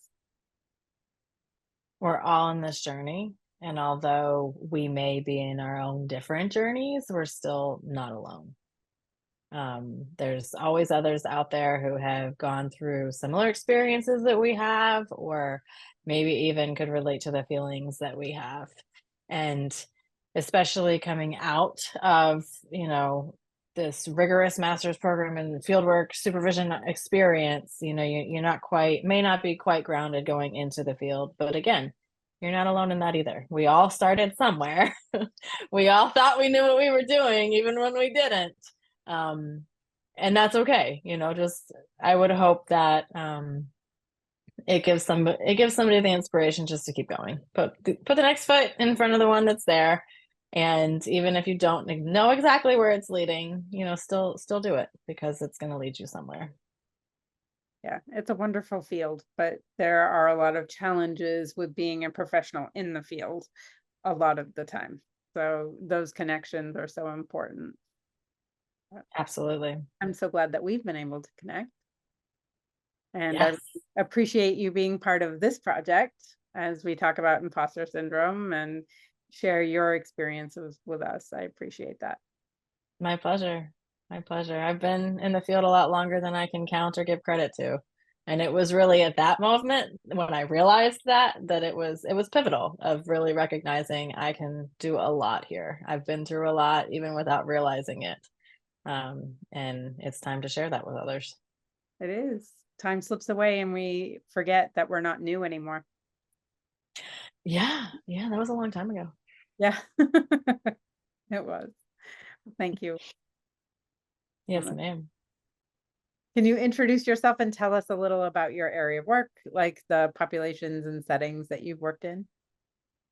My name is Nikki Dione. I'm a licensed clinical mental health counselor in New Hampshire. I've been licensed in therapy since 2009, and I'm a BCBA as well. I've been certified since 2022. I have worked in a bunch of different settings. I've been provided services in schools. I worked in a community mental health center for the majority of my career and provided clinic-based, home-based, and community-based services. Currently, I work in private practice, so I do a lot of my services in the office and through telehealth, though I do have a few people that I work with where I will go to the home and do assessments and intervention there. My population right now is probably 80% of my clients are autistic or are diagnosed with a developmental diagnosis. I also provide support to individuals who fall somewhere on a neurodiverse kind of spectrum. So a lot with individuals diagnosed with ADHD, traumatic brain injuries, and then the majority of the people who come to see me now also are experiencing some challenges due to mental health symptoms that they're experiencing. Can you describe a moment in your career when you felt like an imposter? Yes. It's funny when we were talking about doing this interview, it was like rapid fire for how many times in my career I felt like I was an imposter. The, kind of most recent, probably largest experience of feeling like an imposter is when I became certified as a BCBA, which was such an interesting experience because I've been in the fields, working with individuals for many years and had been feeling quite confident in my ability to do the work I was doing. And then there was something about being this newly certified BCBA later in life. I went back to school when I was in my 40s, early 40s, and, became certified in this field where I felt like I knew nothing when I came out of school. Even though I learned a lot of things and I worked with clients, I felt a very large gap between what I thought I needed to do and all of this information and experience I needed to have and what I felt like I was capable of doing. So I felt a lot of concern and stress about, am I actually doing what I need to do? Do I know how to be a BCBA? Like sometimes I would think, who decided to give me the certification? Because I was so worried about the work I was doing. That's probably my most recent experience with that. I think a lot of us have felt that way after we've become certified, but I think that's a pretty common feeling because there's something about going through the process of becoming certified and having that supervisor right along with you. And then all of a sudden, boom, you're certified and you're on your own. Right. Yeah. And, unfortunately, fortunately, I'm not sure where it lands yet, but I went to school during COVID and, my education and I feel like my hands-on practical experience looked a little bit different than it might have been if I had gone to school outside of the pandemic.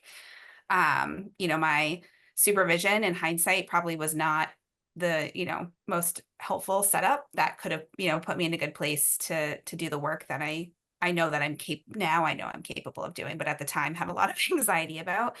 So yeah, and it reminded me when I graduated, forever ago, 2005, with my master's in counseling. I, remember feeling the same way, like somebody's letting me out into the world to be responsible and support people when they're struggling. Who thought this was a good idea? And the time it took to really feel like I had firm ground under my feet that I could do the work, took a long time. So Yeah. In what ways did your feelings of self-doubt affect your work with clients or your professional relationships? So I think, in reflection back, I think that my hesitancy about my own skills definitely impacted client care. I don't think it impacted it to the outcome that, people were harmed in the provision of services, but, when you doubt yourself, it's hard to be fully present with your clients and to be aware of behavior or collecting, effective data when you're worried about, am I collecting data correctly? Or did I miss a behavior? Or, you kind of get caught in your own space. So I, definitely think in the short term, things maybe didn't move for clients as smoothly as they could have, when I did my own abilities and capabilities. The other hard part is I became, I was certified as a BCBA, but I also was a supervisor at the job I was working at. And so I felt like I was being hit in doubts in so many ways. So I have the certification. I'm supposed, I have this knowledge from school. My hands-on experience wasn't as great as I had wanted it to be. And now I'm supervising 12, 13 other people, which is too many. And so also, my staff maybe suffering a little bit with I don't even think it was lack of knowledge. I think it was just doubt in myself to be able to do the work. So, and again, maybe not in a long-term kind of capacity, but at least in the short term, I definitely think it impacted my provision of supervision and support for them as well. I know when I stepped into a new role and I was experiencing imposter syndrome, what I found in looking back, what I find interesting is that when I was feeling those doubts, I actually worked harder to present like I knew more than I do now. Now that I'm not feeling like an imposter currently, not that I haven't recently, but now I'm more likely to admit or let other people know, hey, I don't know. Let me look that up. Let me go find the answer to that. But when I'm starting to doubt myself, that's when I try to present as though I'm more self-assured than I actually am. Yeah. So, Yeah, it's like that fake it till you make it kind of thing. And right. actually, now that you're saying that, I'm like thinking back and, I would come to work like an hour early, stay an hour late just to try and get myself together. And you're right now, kind of thinking about prior to being certified, feeling confident in my job, I'd be like, I don't know that answer. Let me check and get back to you. And as soon as I became certified, I was like, I have to know this answer. And what does it look like if I don't know this answer? Right. So Right. yeah, that's an interesting kind of point to bring up as well. What factors do you think contributed to the feelings of imposter syndrome that you experienced? I think there's probably a few, looking back, I think system wise, the specific system that I was working in and the support that I had face to face probably was not what a newly certified, newly graduated person needed, even in comparison to when I became a therapist for the first time. I had hours of supervision and meetings and team and peer support. And when I graduated and became certified with my BCBA, all of that was missing. And I think that not having people right away, though I did have supports from you, which was amazing, but like having somebody I could walk to next door or grab quickly on the fly or structured supervision, that was missing. So I think that contributed to it. The other part, I actually have been doing a lot of reading and information seeking on imposter syndrome in the last few years since I became certified. I diagnosed with ADHD. And so, I've just been interested to learn more about how my brain in particular, having a neurodiverse brain, like processes information. And, so I know that my sensitivity and difficulty with positive feedback and, recognizing success for what it is something I struggle with anyway. And so then putting myself in a new position where I was like a new staff person almost, really kind of highlighted those challenges that I experience regularly anyway. Yeah.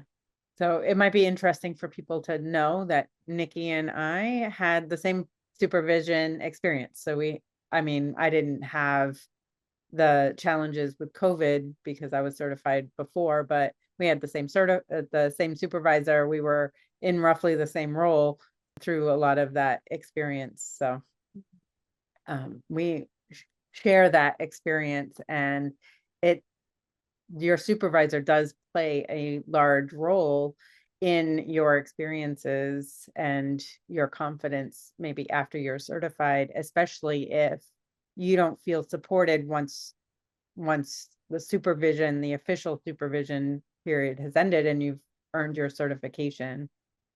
Yeah. So I think it's so important to be that supervisor that is supportive before certification, but also after certification, even if you don't have that formal relationship after the fact. I always tell my trainees that they're free to contact me with any questions or reach out to me at any time for any type of support, because, and it not for financial compensation or anything, like really just reach out and let me know if you have questions or if there's a problem that you're having. And I do have a lot of my former trainees reach out and connect back with me about different things. And I think that that's really something that's missing in a lot of relationships. Yeah, I agree. And, I think it's unfortunate that we have shared experience in things that aren't as well, but we do have good experience in things that are positive as well. But I do the same thing. So, even now I've been out of my last job for, my gosh, October will make a year. So I still have staff. I've always told people you can always reach out. I'm always happy to problem solve and, direct you in a way that needs to be directed and whatever. So, I still have staff who will reach out and say, sorry to bother you, but I was just curious. And, I'm happy to kind of problem solve because I do think it's important to have ongoing support, regardless of the field that you're in, have that ongoing support from somebody who has experience or can help you figure out answers or just to bounce ideas off of. Yeah, I think it would be good for the field to start moving in that direction a little bit. And I think you and I have talked about this idea before, where it would be really good for people to have maybe even split supervision requirements, that some of the supervision experience happens pre-certification, but a lot of supervision happens post-certification. It would be, in my opinion, really helpful to get any restricted activities pre-certification, and those unrestricted activities would be better off post-certification, because one of the reasons why a lot of trainees don't get the experiences that they need is because they can't bill, companies can't bill for that time. So the trainees can't get paid for that time in most situations. And so then it just falls to, they don't get those experiences.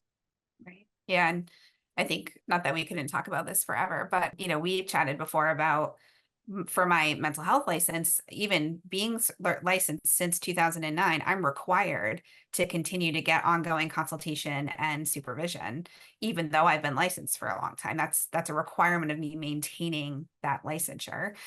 And I do think that, it would be a really lovely thing to see some expectation or, just kind of guidelines around ongoing supervision post-certification. Because then, for the imposter syndrome, without supervision, you just kind of keep peaking, right? It gets more and more stressful. But when you have somebody you can regularly bounce ideas off of, kind of peaks and it comes down, right? And so you see the trend kind of moving downward instead. So yeah, especially with so many BCBAs working in environments where they don't necessarily have direct peer support. I know when I've actually never worked in an environment where I've had BCBAs who are peers to me, because I've always been that supervisor, or now as an independent contractor, I work on my own. So I don't have contact with the other BCBAs who are independent contractors, even for the same company. So I have to make my own network, which is a lot harder than having peers that I could talk to. So in a clinic setting, BCBAs may have the opportunity to collaborate together, although they often don't have the time because the billable hour requirement is generally so high that they don't have time to talk to each other. Right. They're always running to the next billable session. Yeah. It would be nice to be able to create some sort of standard for that. I agree. How has imposter syndrome impacted your professional growth and development? So something that I experience when I'm feeling like I'm experiencing imposter syndrome is my anxiety like kicks up. And when that happens, I tend to like, it almost like makes the executive functioning challenges I experience highlighted. So, I always have like the end goal in my mind and I know kind of what I need to do, but it makes that kind of, task initiation and like the organization part really impacted. And so then it's harder, for me to kind of think about ways to gather information or to connect with other people. It makes it, even from a professional standpoint, returning phone calls becomes almost impossible. That's like the thing that always gets hit. So even perfect example this week or the last month, I think myself and a prescriber, we have a mutual client and we've been trying to connect and I just keep forgetting to like respond to the emails. And, when my stress is better, when I feel like I'm more confident in what I'm doing, those things don't suffer as much. So though, those things are definitely impacted when I feel like I am in the midst of imposter, syndrome or feelings of imposter syndrome. I fall into the trap of putting things off, postponing the things that I don't feel good about when I'm in the middle of imposter syndrome.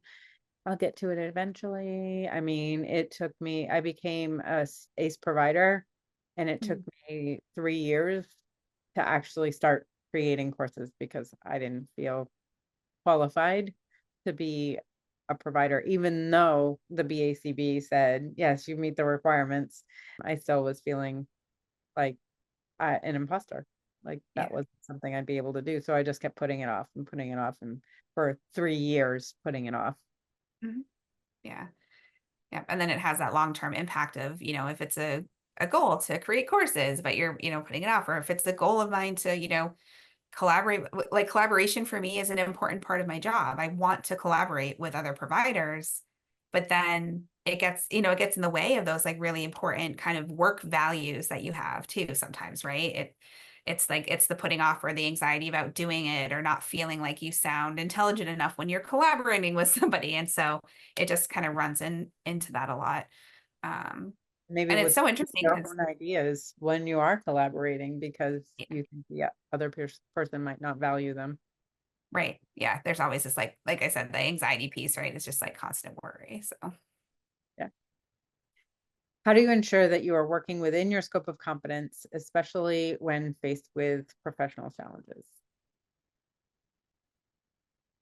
So one thing that I feel like in this, I always joke like there's like Nikki now and then like Nikki before, right? So because I've worked in the field long enough and I've been a clinical supervisor for many years, I'm not a BCBA supervisor, that's more recent, but I have supervised multiple bachelor's levels and RBTs and master's level clinicians, where part of my work as a supervisor is helping people practice within their competence. Like that is important because I understand from an outside perspective, not even anything to do with me, but like the negative impact that practicing outside your competence has on clients and stakeholders and systems and the professional. So I think that probably, in 2012, if you'd asked me this question, it would look very different than my answer now. So I engage in a lot of self-reflection in my practice and in, my profession. So I'm pretty comfortable identifying where my areas of competence are. And I also recognize sometimes when I have people calling me, there's no one in their area who's competent to work with all of the things that people may be coming to services for. And so just making sure that I have those conversations with my clients or their family members of where my limitations are, and then making sure that I seek out, training and reading and literature and talking to peers and all of those things to make sure that I'm providing appropriate service. I think that answers your question. Yeah. It gets a little bit easier with time because you get that experience and you find your balance of what you feel confident and competent in, and Right. But the things that you don't become a little bit more distinct. Right. But like, if I think back to when I was a brand new clinician, when I had zero confidence, like I was a nice human and I did really well at listening and had some good interpersonal skills, but people would walk in my door and I constantly was like, oh my gosh, what do I do? I don't even know what they're talking, like, oh my gosh, like kind of this constant feeling of having no idea. Sometimes when you work for an agency, they don't give you a lot of choice about the clients that you're working for. Right now in my private practice, I can say yes or no and feel okay with my decision. I'm the only person who's responsible for that. And so there have been situations where I've been in that I've had to work with people that are way outside of my competency, and it never, ends well. And it's hard to advocate for that when you're a new provider, when you're a new BCBA, when you're a new therapist, right? To advocate to your supervisor, I'm not going to work with this person because they're outside of my competency. You just take it, and then I have to do a lot of scrambling to learn and, make sure you're informed. Definitely a difficult challenge when the supervisors push it on you. Hmm. Have you ever turned down a case or project because it was outside your scope of competence? Yes. So again, probably not early in my career because just wanted to make everybody happy and like not get fired and, do what I was supposed to do. But I think as I have worked in the field longer and foundationally at the end of the day, if I know that me working with a client is actually going to negatively impact a client, I have learned to be able to advocate for myself. Now in private practice, again, I have more ability to decide who comes in my door or not. But when I worked for an agency, I definitely had some challenging conversations with, supervisors and others where either I would refuse to take a case, or I would have to support one of my staff that I supervised, from higher ups to not have to take a case because of competency, concerns. Yeah. I remember a situation where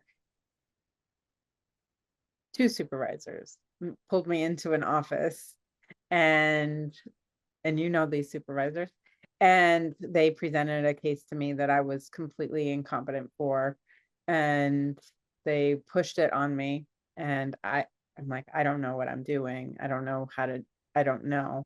And they insisted that I take the case. They did offer supervision around, and so I did get to have that experience and the support, but often in that situation, I didn't get much support. And I think if I hadn't pushed back as much as I did, I wouldn't have gotten the support, but it was definitely outside my scope of competence. It ended up being a situation that really expanded my knowledge and understanding, which is good, but I'm not confrontational. And so it took a lot for me to push back when two supervisors come in together to team up on me to take a case that they knew was outside my scope of competence. Right. Yeah. That's what it is, right? It's like knowing, like, am I able to say no, or what does that look like? Yeah. And like, if that's not something, I'm not super confrontational, but like at work, like I've got to the point where I will just say no thanks. And like, if I believe I need to stick to my, kind of statement, I'll stick to it. The flip side of that hard is that, like, how do we build competency if we don't work with people that are outside of our competency? But I think it all comes down to what we talked about before. If I don't have the supervision, if I don't have access to resources and support, then that's where harm is done. If I have good supervision, if I have good support, if my supervisor is going to come with me to some sessions to help me, or, like I get to go to, they pay for me to go to a training to learn about it. That's so different than, take this person and good luck. It's such a different kind of experience. So I agree. What strategies do you use to keep your skills and knowledge up to date to maintain your competence? So I do a lot. I think I talk with my BCBA friend Amy a lot, and I try to connect with other peers. It's definitely more challenging because I am in private practice and I'm in a building with a lot of therapists.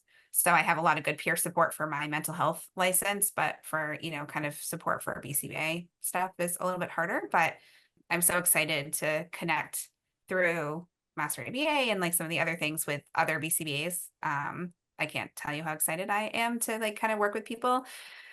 And then, I do kind of what they recommend. I'm always reading. I always joke with people that, I'll go into all the lovely resources that we have access to through the BACB. I love that we can access peer review journals, and Google Scholar's been great. And then I find myself like down the rabbit hole of things.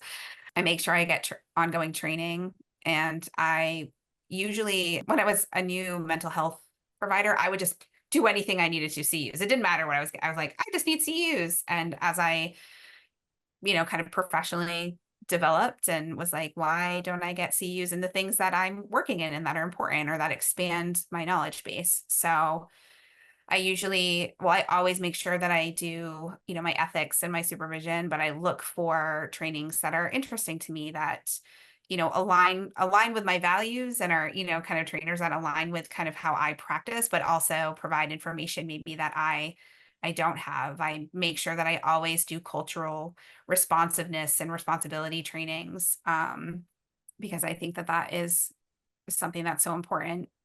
And me being a person who lives in New England and I'm white, and the way that I grew up, and, making sure that I have the tools and skills to provide any person who I'm doing, providing services to, is important.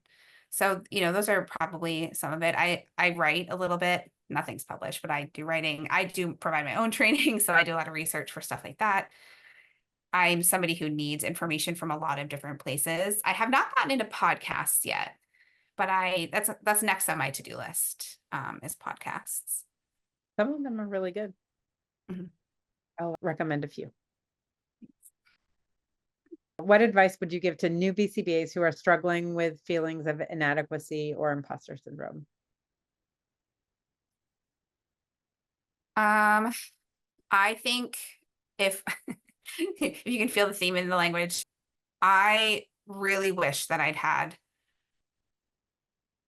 consistent, good, like supervision. I was so lucky to have you as like, kind of support and consultation. And that probably saved me from giving up on the field altogether my first year. So I encourage people, if they can, to make time for supervision. I realize that that is a big ask. And so if that is something that doesn't fit into people's schedules or their agencies don't offer it, because I know it can be cost prohibitive for some people, I would come, right out of the gate of certification and really, really like attend the trainings that you can and get the information you can. Do a lot of the trainings on like soft skills, right? Because a lot of our training and during our school is on kind of the more concrete interventions and assessment and all those, but soft skills around self-reflection and self-compassion and self-advocacy, all those self-hyphenated words I think are really important. But if there was one thing that I could, say would be to connect with other people who can provide support to you in the fields. Yeah, I think that that's really good advice. And there are a lot of groups out there, so even if you don't identify a specific mentor, you may be able to at least get a little bit of peer support. The internet is a great and dangerous place Yeah. all at the same time. So have to be careful who you're connecting with, but you can find really supportive groups as well. And I mean, we have them through Master ABA too. It's a nice group. Yeah. Yeah. And I think maybe just the second piece, I'm going to throw in something else. Something that I've learned over the years is at the end of the day, it's good for me to have my skills and believe in myself, but how it impacts my clients and stakeholders is important. So connecting with voices for the people that you're providing services to will also help inform you on how to like develop your skills and what areas to go in, right? So I think Yeah. I think that the more that we can read and listen to autistic, like if we're working with autistic individuals, like the autistic advocacy or autistic individuals about what they need in services, it helps kind of us as BCBAs do more effective and compassionate work and, kind of fine tune the skills that we need to focus on versus having this very broad, I have to know everything. Maybe it's more that way. So I would Yep. just kind of plug that in there too. Yeah. How can our professional community create a more supportive environment to alleviate imposter syndrome? So I'm a new to the BCBA field, right? So I would say that what I have come in contact with seems pretty supportive, the people that I've sought out and that I connect with.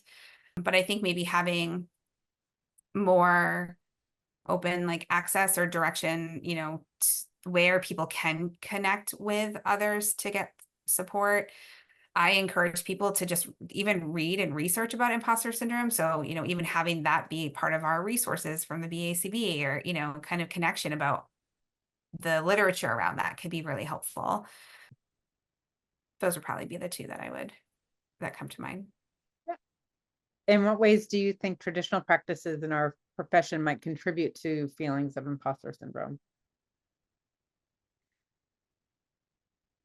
I feel like, and I'll try not to like talk for 800 hours about this, and maybe this is just where, it's hard I never believe you can be one person and then another, like I'm a therapist and a BCBA. So it's hard for me to kind of take off my therapist hat. And I think that because the field is a science, like it's important to maintain fidelity to the science. But I do think that it feels like there's very high expectations to get it right all the time.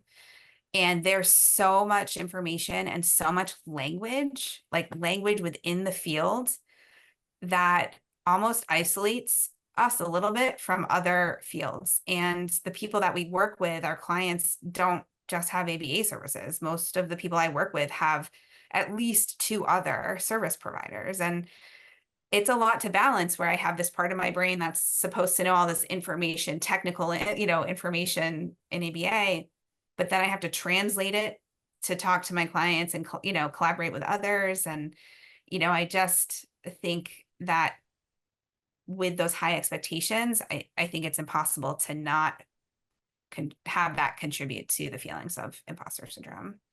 Yeah, I think that's a really good point.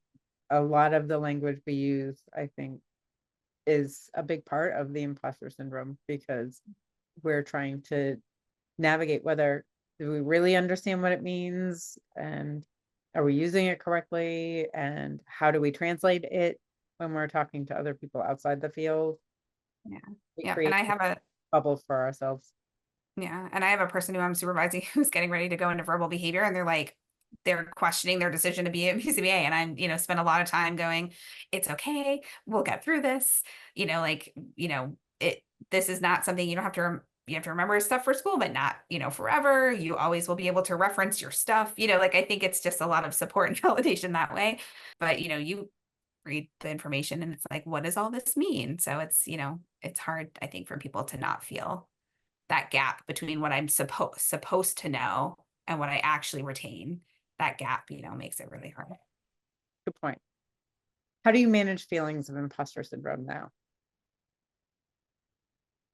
Sometimes I cry, literally. My level of apologizing increases, but It's already pretty high. yeah, it's pretty high already. My baseline is high. But to try and manage, I think the first year after certification, I was just a mess. I think you can remember every time we met and be like, I have no idea what I'm doing. Like, why am I even doing this? Like, and you would kind of talk me down. So now I employ a lot of cognitive skills to help kind of reframe what I'm feeling, because that helps me identify that I don't have to know everything. I am human, and therefore I am not perfect. And I have so many resources I can access to fill in the knowledge that I need to fill in. So, I go through the emotion part first, and then my brain kicks in and says, Nikki, slow your roll.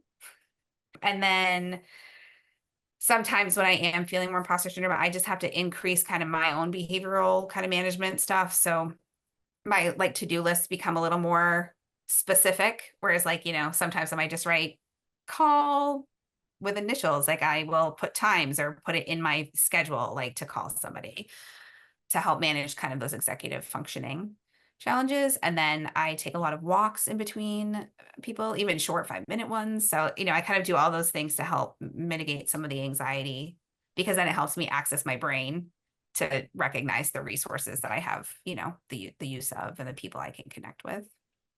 Good self-care strategies throughout the day, being able to balance some of that stuff. Can you provide an example of how recognizing and respecting your own scope of competence has impacted your practice? Yeah. My own scope of competence.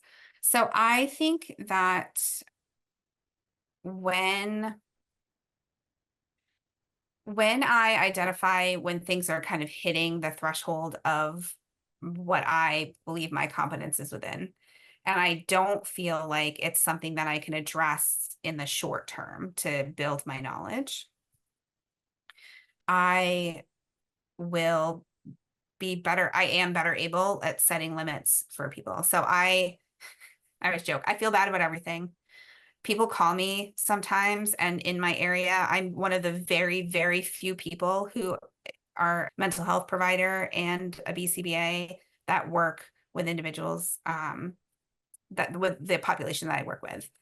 And so sometimes I will get phone calls of people who are sobbing on the phone, and they're like, we've called everybody, pretty much I had a parent say to me, you're our last hope. And the inside part of me is like, I will take everybody and I will help everyone. And I know that road leads to a lot of danger for my mental health and my well-being, for the care that I'm providing clients, outcomes, all of that. So when I can recognize and respect my own competency, and I will always support people in finding resources and referrals. I have not yet, at least in private practice, I've not had a person I haven't been able to connect with somebody who provides incompetent, within the area of what they're looking for. I think it positively impacts my practice because then I have more focus and energy and positivity and knowledge for the people I am working with. I set better boundaries for myself, so I'm not working 8 million hours to compensate for the fact that now I'm stressed about working with somebody that is outside of my competence. I feel good because I always connect people with others who can support them, so I'm not kind of leaving them hanging. So I think that those things really help me practice in a more effective and positive kind of manner with the people that I am providing services to. And I do a bigger kind of, I think, support in the community, right? Because I'm helping people within my community still get the services that they need, but that are more effective and helpful for them. And you're possibly positively impacting the other providers that you're referring out to. Yeah, Building- definitely. What is one key takeaway you hope other BCBAs will gain from understanding your experiences with imposter syndrome and competence challenges? I think that imposter syndrome is probably one of the most common things that people experience when they are new at something. And so I think that the takeaway is it is likely that you will experience imposter syndrome. There's a high likelihood for that. And the other part is that it will be okay as long as you're using the resources that you have access to and really doing, I think, self-reflection and practice, like it's a really important skill. We have to be aware of our own implicit bias. We have to be aware of our own ableism. I have to be aware of what areas I'm comfortable working in. There's a lot of work that goes into developing as a professional.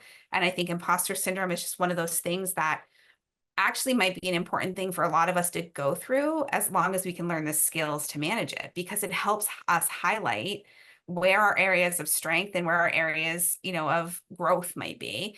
And then as long as we're addressing it appropriately, imposter syndrome can decrease over time. So that probably would be my final thought. That's a great point. Thanks for sharing. And I really appreciate you taking the time to answer these questions and contribute to this course. I think that it really will benefit other people to hear about your different experiences. Thanks so much. Thank you so much for having me. This was great to chat with you, and I look forward to doing more work with you in the training when it comes out. It's always fun. And that wraps it up for today. I hope you walk away with the tools you need to build your confidence and overcome imposter syndrome. If you're watching this for CEUs, you will need to complete the quiz at the bottom of this lesson. In the Mission Accomplished lesson, you will find information about how to change your BCBA number in your account. Please update this if needed before you mark this lesson complete. You will not receive your certificate until you mark the lesson complete. Your certificate will not be emailed to you. You can find it by logging into your account. There are instructions and an image to help you locate the certificate in that Mission Accomplished lesson. There's a brief survey also in that last lesson. Please take a minute to complete it and let me know what you thought of this course. It helps me improve the courses that I'm offering. Make sure to email us with any questions at support@masteraba.com. Thank you for joining me today. I will see you in the comments.